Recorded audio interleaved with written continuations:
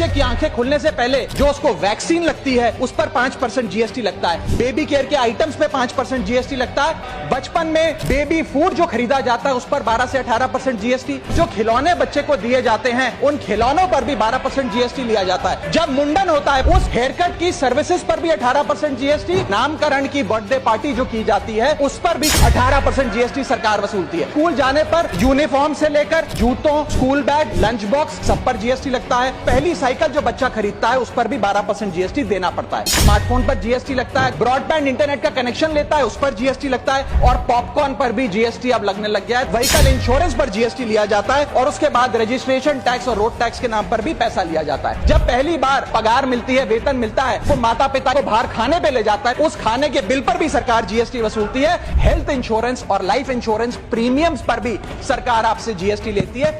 फिर इंसान शादी करता है, इस बीच बैंक्वेट हॉल की बुकिंग पे टैक्स भरता है। शामियाना, खाना, केटरिंग सर्विसेज लेता है, उस पर जीएसटी भरता है। वेडिंग इनविटेशन से लेकर ब्राइडल मेकअप से लेकर हनीमून के ट्रैवल तक हर चीज पर सरकार आपसे जीएसटी वसूलती है। बूढ़ा हो जाता है, दवाई इलाज की जरूरत पड़ती है तो हेल्थ केयर बिल पर, दवाइयों पर आपसे जीएसटी लिया जाता है। जब कोई इंसान मरता है तो उसके अंतिम संस्कार में देसी घी, चंदन वुड, नारियल, इत्र जैसा सामान इस्तेमाल होता है, उस पर भी जीएसटी लगता है।